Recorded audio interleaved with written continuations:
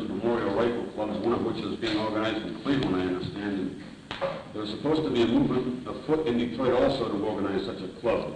Are you aware of this, or have you any part in it? I read about it in the newspaper.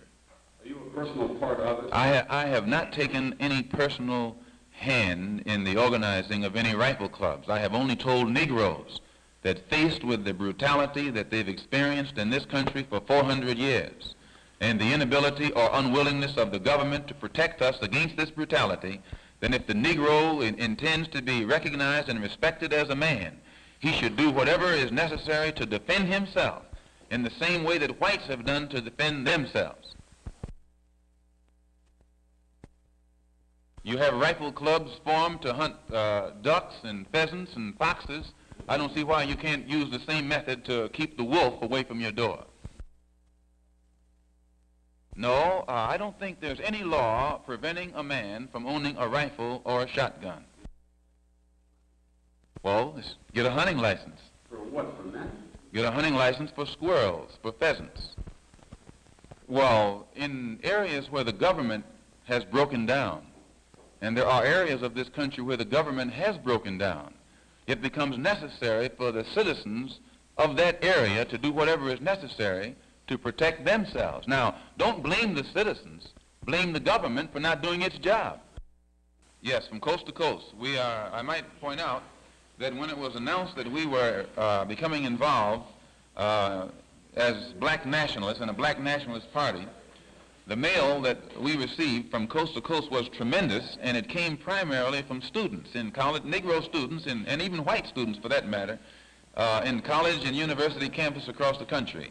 All of them expressing sympathy, all of them expressing support, and expressing a desire to become actively involved in whatever kind of organizational apparatus we set up that was designed to, for the philosophy of black nationalism to eliminate the political, social, and economic evils that our people are confronted by. Most students aren't interested in religion.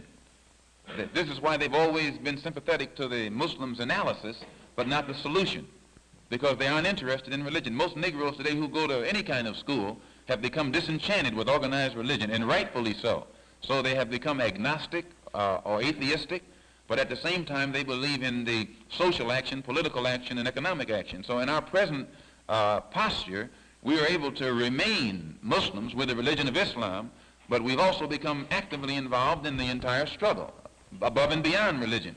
We keep our religion in the mosque. No, I have no argument with Dr. Martin Luther King. He's doing the best he knows how. But what he's doing is out of style. It's out of date. What kind of a solution do you think that you would possibly get if there is such a thing as a national race war? What is that going to prove? Well, sir, when the 13 colonies became fed up with taxation without representation, they were facing an empire that was to them like an elephant compared to a mouse. But still those early patriots whom you refer to as the founding fathers of this country cared nothing about the odds that were against them. They were against taxation without representation. They said liberty or death. And they had less reason to say that than the black people in this country have today. And if Patrick Henry, George Washington, and the others were men enough to take a stand against the odds that they were faced in order to bring about the independence of this country, whites should realize that Negroes have become sufficiently mature and enlightened where today they are willing to take the stand and face whatever odds are necessary to bring about the independence of 22 million black people in this country, no matter what the consequences are. We either will get freedom or there'll be no freedom for anybody. Well, discrimination is not peculiar to the black person, is it? Well, in this country, it is.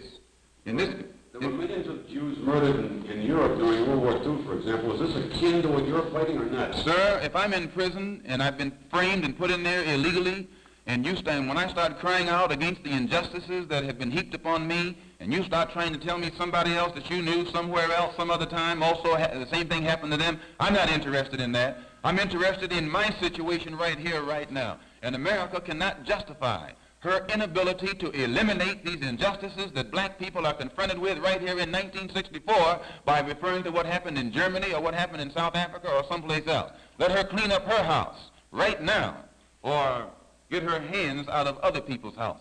If she can go and tell them in South Vietnam what to do and try and tell the people down in Cuba what to do and can't tell those people in Mississippi what to do, why, she should be ashamed of herself.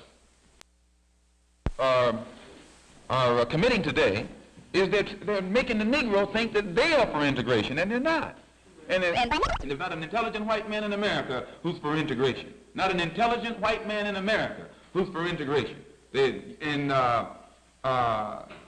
So once you sit over here as a white man and let the black man sit over here as a black man, let the black man speak his mind as he feels, and let the white man speak his mind as he feels. This is communication.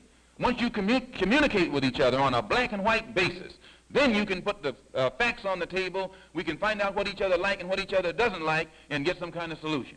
But as long as you got to make me think you for integration, and I got to make you believe that I believe you for integration, why, we are wrong from the start, and you'll never get any kind of solution. Everybody, no matter how old or young they are, should know the art of self-defense, male or female, especially when you're living in a very brutal society. You should know how to defend yourself.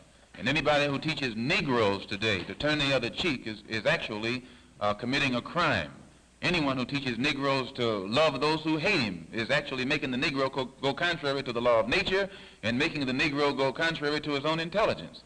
And my remark concerning the rifles was based upon the Constitution, where it says that everybody has a right to own weapons and can defend himself when he's attacked. The Constitution of this government gives you the right to own a weapon. And I said that in areas of this country where the government has proven itself either unable or unwilling to defend Negroes, it's time for the Negro to defend himself. When you are in a civilization or a society or a government in 1964 where your churches can be bombed and your little girls be murdered and you can't do anything about it, then you need to crawl down the sewer. You don't even need to wait to be flushed. So there is nothing wrong with what I said, and there's nothing criminal or against the law in what I said. White people defend themselves. Black people should defend themselves. This doesn't mean that we should take a rifle and go out and initiate acts of aggression. But I used to be a burglar, and I burglarized the home. And when I was a Christian, I was a burglar. And in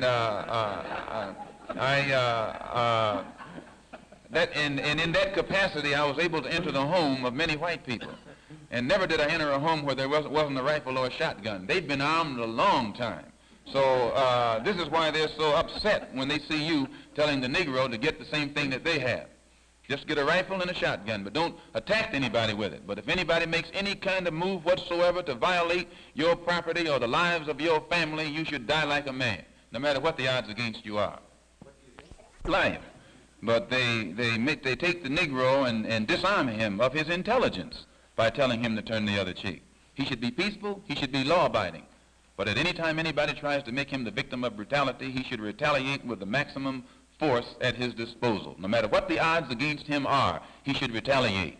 And the only ones who are going to start telling him that the odds against him are too great are these Negro Uncle Toms. Well, if a Negro can be drafted and sent to Korea to face 800 million Chinese, I don't know where any greater odds are than that. So it's better for him to do it right here at home, die like a man, and then... By the members of your rifle club, if there is such a thing. Whatever, I haven't mentioned, whatever is necessary.